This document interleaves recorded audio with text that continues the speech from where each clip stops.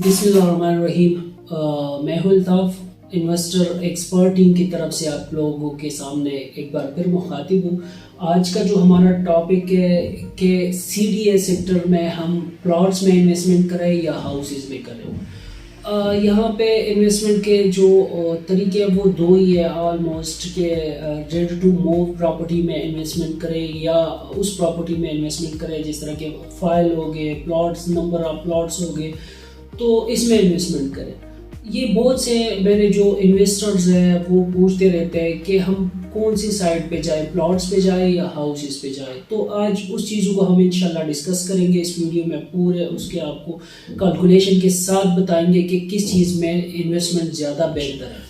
अच्छा, अगर हम प्लॉट लेते तकरीबन यहाँ पे तो प्लॉट महंगे होते हैं CDA सेक्टर इस्लामाबाद में, तो इस यहाँ पे अगर हम प्लॉट लेते 3 करोड़ का या 280 का प्लॉट लेते और वो साल में हमें तकरीबन कोई 20 लाख रुपया वो उस प्लॉट की वैल्यू बढ़ जाती है। तो अगर पर मंथ हम उससे निकालें 20 लाख को, तो वो हमारा बन जाता है 1,66,000 समथिंग बन जाता है पर मंथ। ये हमारी वैल्यू बढ़ जाती है।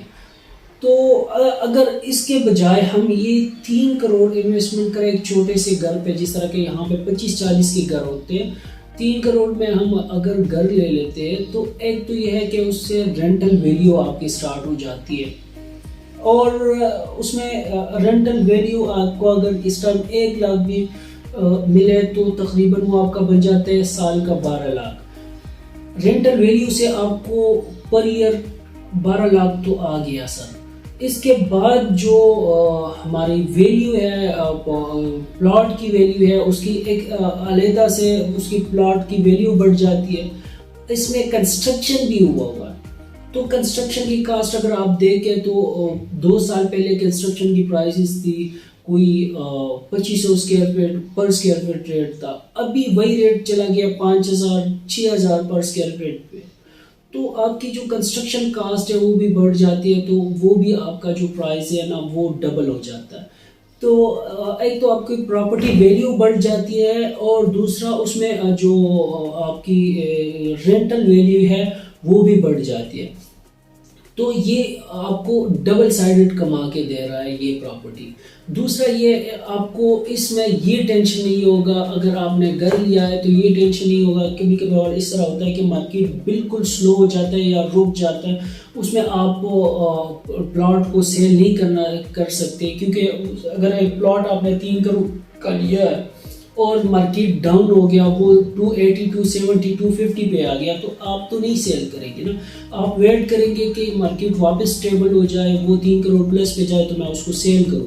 तो उस टाइम तक वेट करने में शायद 3 महीने भी लग सकते, 5 महीने भी लग सकते, और 1 साल भी लग सकता है।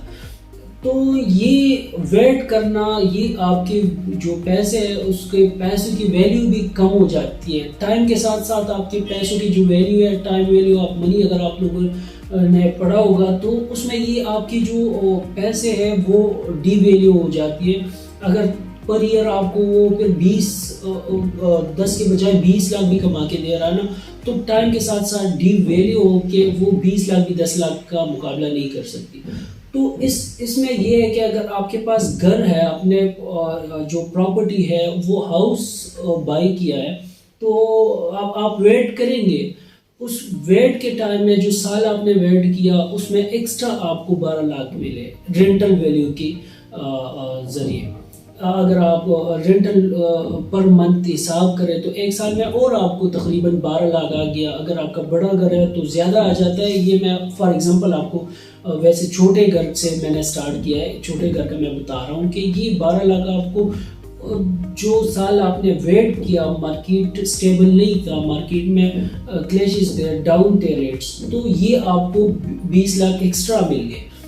तो उसके बाद ये 12 लाख आपको मिल गए, और उस टाइम फिर आपकी प्रॉपर्टी अगर सेल भी करना चाहते हैं तो साल बाद अगर मार्केट स्टेबल हो जाते हैं तो आपकी प्रॉपर्टी की वैल्यू बढ़ जाती है, तो आप इसको ईजिली सेल कर सकते हैं। जो वेट है वो आपको टेंशन नहीं देगा कि यार मैंने पैसे इतने इन्वेस्टमेंट किए हैं 3 करोड़ میں ابھی اس کو نکالنا چاہتا ہوں، نہیں نکال سکتا کیونکہ وہ مجھے کچھ کما کے نہیں دے رہا. ظاہری بات ہے جو بندہ انویسٹمنٹ کرے کسی جگہ پہ وہ کہتے ہیں کہ مجھے شارٹ ٹرم میں زیادہ پیسے دے، لیکن اگر آپ کو رینٹ منتھلی بیسس پہ آ رہا ہو نا تو آپ کا یہ ٹینشن ختم ہو جاتا ہے کہ یار میں نے پیسے تو اتنے لگائے ہیں لیکن مجھے اس سے کچھ فائدہ نہیں مل رہا. نہیں، آپ کو فائدہ مل رہا ہے، پر منتھ آپ کو رینٹ آ رہا ہے. دوسرا آپ کو یہ بھی ایک امید ہے کہ سال بعد یہ پراپرٹی ویلیو بڑھ جاتی ہے، اور اگر آپ کی پراپرٹی ویلیو دو جگہوں پہ بڑھ جاتی ہے، آپ کا کنسٹرکشن بھی بڑھ جاتا ہے اور آپ کا جو پلاٹ ویلیو ہے وہ علیحدہ سے بڑھ جاتا ہے، تو آپ کی گھر کی جو ویلیو ہے وہ 2 گنا بڑھ جاتی ہے. تو آپ آ جاتے ہیں CDA سیکٹر میں G13 سائٹ پہ، G14 سائٹ پہ، جو اس ٹائم سب سے بیسٹ انویسٹمنٹ لوگ کر سکتے ہیں یہاں پہ، کیونکہ یہاں پہ جو 25-40 کا گھر تھا وہ تقریباً 3 مہینے پہلے اس کی جو رینٹل ویلیو تھی وہ 35,000 پر پورشن، دونوں پورشن کی جو پورا گھر ہے اس کی ویلیو تھی تقریباً 70 to 75 80 تک. ابھی وہی ویلیو جو رینٹل ویلیو وہ بھی بڑھ گئی ہے، 1,10,000 تک، 110 تک آپ کو ایزلی رینٹ مل جاتا ہے پر منتھ. اور جو گھر کے ریٹس ہے، پرائزز ہے، وہ بھی بڑھ گئے.